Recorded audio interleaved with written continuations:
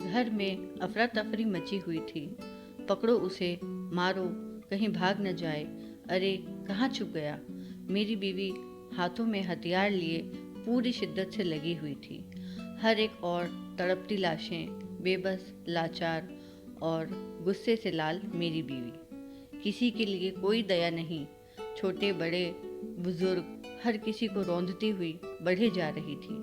दोनों हाथों में हथियार लिए माँ दुर्गा सी लग रही थी। मेरी तो खुद की जान अटकी हुई थी। लग रहा था कहीं किसी हथियार का प्रयोग मुझी पर न हो जाए। करीब आधे घंटे तक सब चलता रहा और मौत का तांडव चलता रहा, जब तक एक एक ने दम न तोड़ दिया। हाय रे, मेरा घर मानो लाशों के ढेर में तब्दील हो गया था। अब मुझसे यह कोहराम बर्दाश्त नहीं हो रहा था। मैं बोल पड़ा, अब बस, अब रुक जाओ। गुस्से से आग बबूला पत्नी ने 1 मिनट का पॉज लेकर धीमे से गर्दन मेरी ओर घुमाई। उस पल बस मेरे प्राण ही न निकले, बस बाकी सांसें, धड़कन सब ठहर सी गई थी। फिर बीवी ने तेज स्वर में बोला, इन सब की वजह तुम हो। तुम ही ने शरण दी ना इन सबको घर में। मैंने पहले ही कहा था कि मुझे यह सब नहीं चाहिए। बस इतना कहकर वो अपने कमरे की ओर बढ़ गई।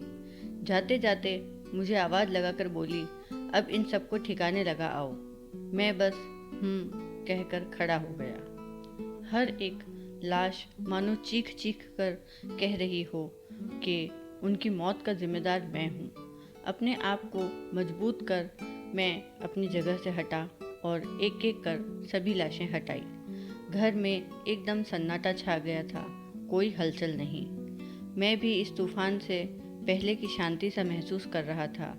मैंने सोचा कि बीवी की बात ना मानकर जो गलती मैंने की, उसकी वजह से घर में इतना कोहराम मच गया और इतनी जानें चली गई।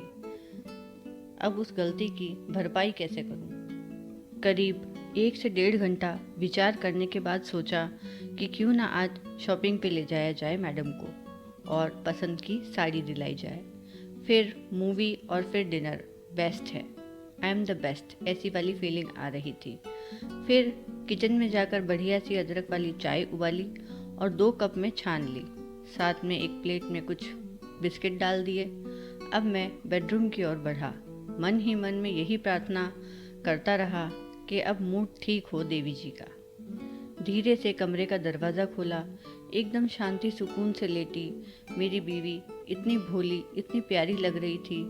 फिर एक पल के लिए सुबह का मंजर याद आया और बस डर सा छा गया। मैंने धीमे से पुकारा, सुमन, सुमन। उसकी नींद खुली। मैंने चाय और बिस्किट की ट्रे आगे कर दी। उसने हाँ में सिर हिलाया। मैं वहीं बेड के पास बैठ गया। हम दोनों में ज़्यादा कुछ बोलचाल नहीं हुई। फिर मैंने पूछा, चाय कैसी बनी है? उसने कहा, अच्छी है, चेहरे पर कोई भाव नहीं।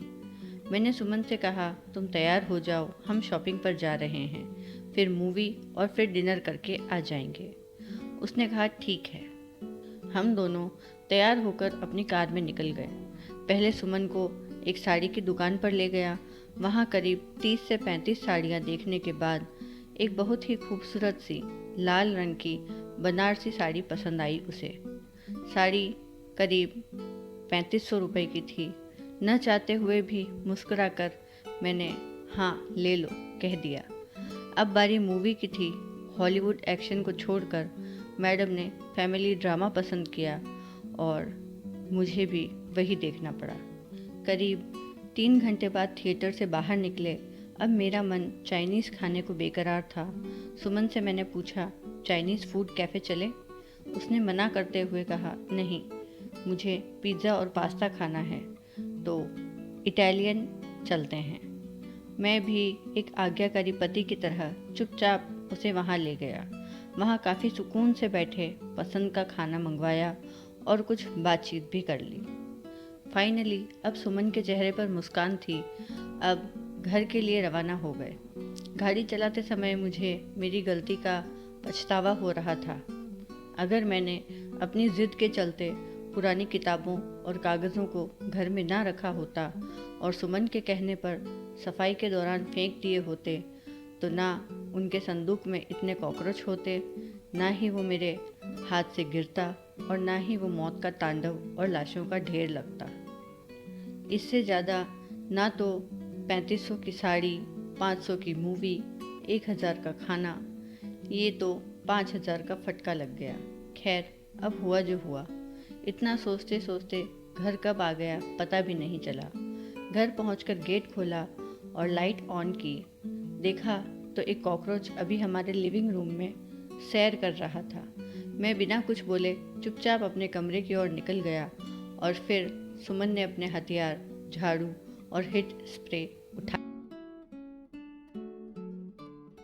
आप सभी को वीडियो पसंद आया तो प्लीज़ लाइक कीजिए, कमेंट कीजिए और सब्सक्राइब कीजिए। बेल आइकन को प्रेस करना ना भूलें ताकि आप और वीडियोस देख पाएँ।